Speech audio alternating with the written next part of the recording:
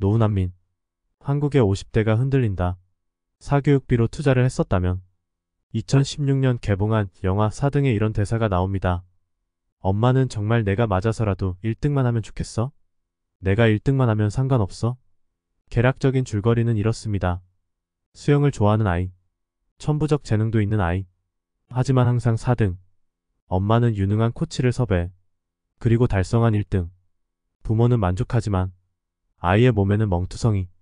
멍투성이의 1등. 아이는 맞는 것이 너무 힘들어서 도망을 갑니다. 그리고 엄마가 하는 이런 대사도 있었습니다. 나는 준호 아이가 맞는 것보다 4등하는 게 더 무서워. 이 가정의 행복은 무엇일까요? 영화라서 과장된 것이 물론 있겠지만 실제 우리 현실은 다를까요? 사교육비 절감은 대통령 단골 공약이기는 하지만 현실은 매년 사교육비 지출이 늘어나고 있는 것이 현실입니다. 통계청과 교육부 통계에 따르면 2022년 1인당 사교육비는 41만원으로 21년 대비 12% 상승하였습니다. 소득 상위 20%의 월 학원비 지출은 114만원을 넘는 것으로 나타났습니다. 사교육비 부담은 이곳저곳에서 문제가 되고 있습니다.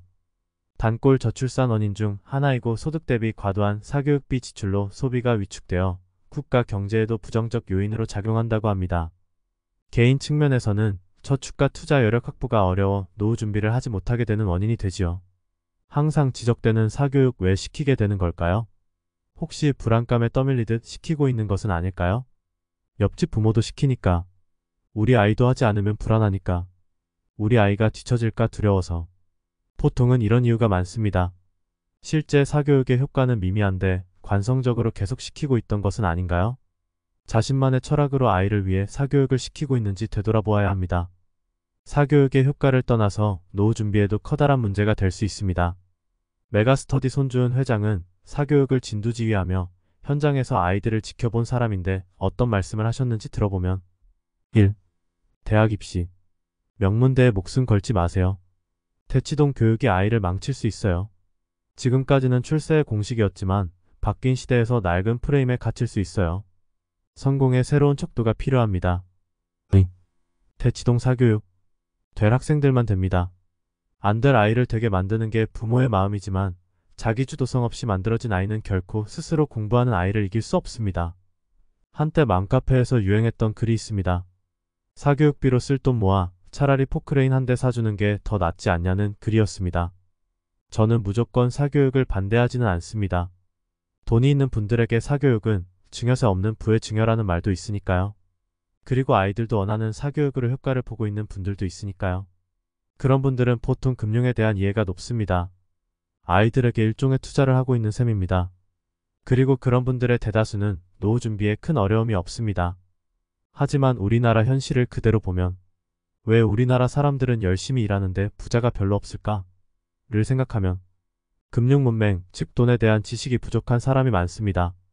과도한 사교육비 지출, 자녀들에 대한 금융교육 미흡, 남의 시선을 과도하게 의식한 소비 문화.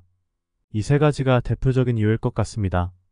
SBS 생활의 달인 프로그램에서 22살에 1억을 모은 박유진 씨가 소개된 적이 있었습니다.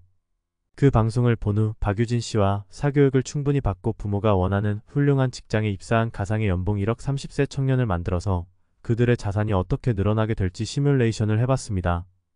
먼저 간단히 박유진 씨를 소개하면 2001년생인 그녀는 도시락으로 점심값을 절약하고 월급의 8,090%를 적금에 들어 3년 만에 목표액 1억 원을 달성했다고 합니다. 회사 급여는 세후 235만원이고 아르바이트로 추가 42만원을 더 벌었습니다. 300만원도 안 되는 소득에서 저축을 무려 230만원이나 했습니다. 그리고 남은 돈에서 부모님과 동생 용돈까지 지출했다고 하니 생활의 달인에 소개될 만한 분입니다. 이렇게 해야 한다는 생각으로 이분을 소개해드리는 것은 아니고 1억 원을 빨리 모으는 것이 얼마나 대단한 것인지 보여드리고 싶었습니다. 시뮬레이션 1. 22살에 1억 모은 박유진 씨와 가상의 30세 연봉 1억. 기본 가정은 박유진 씨는 지금 생활 패턴을 유지하고 가상의 30세 연봉 1억인 에이스 청년은 그래도 낮은 저축률은 아닌 40%로 설정했습니다. 그리고 연평균 임금 상승률을 4%로 투자 수익률은 8%로 했습니다. 결과는 에이스 청년이 그녀를 뛰어넘는 것은 불가능합니다.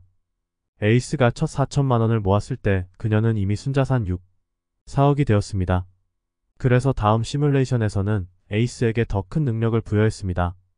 시뮬레이션이 에이스에게 3년, 6년, 9년 차의 승진과 15%의 임금 인상 선물을 추가했습니다. 결과는 그래도 그래프가 가까이 붙지를 않습니다. 에이스 청년에게 더 높은 능력을 부여해야겠습니다. 시뮬레이션 3. 에이스 청년은 입사 5년 차 때부터 연평균 수익률 15%를 내는 투자의 신이 되었습니다. 역시 복리의 마법에서 수익률을 올려주니 의미 있는 변화가 생겼습니다. 에이스 청년이 47세가 되던 해에 드디어 41억 원으로 박유진 씨를 이겼습니다. 박유진 씨의 기존 저축률이 너무 높은데 그런 저축률을 어떻게 계속 유지할 수 있느냐고 반박하실 수 있어서 그녀가 지출을 좀 더 늘린다고 바꾸어서 돌려보겠습니다. 시뮬레이션 4. 박유진 씨가 28살부터 저축률을 반으로 줄였습니다. 결과는 시뮬레이션 3에서 에이스가 47세에 역전승을 했었는데 이번에는 43세의 에이스 청년이 순자산 20억 원으로 역전승을 했군요. 에이스가 박유진 씨를 이기기 위해서 한 노력은 30세의 연봉 1억짜리 회사의 바늘 구멍을 뚫었고 회사에서 인정받아 3년마다 승진을 하였고 그것도 부족하여 입사 5년 내 투자의 신이 되었습니다. 그 결과 드디어 43세의 그녀를 앞질렀습니다. 그 청년의 부모 입장에서는 만족스러운 결과일지도 모릅니다. 그런데 만약 그 청년에게 들어간 사교육비를 그냥 증여해서 투자를 했었다면 어땠을까요? 우리는 왜 사교육을 시키고 있을까요? 자녀의 성공을 위해서? 자녀의 경제적 자립을 돕기 위해서? 자녀의 행복을 위해서?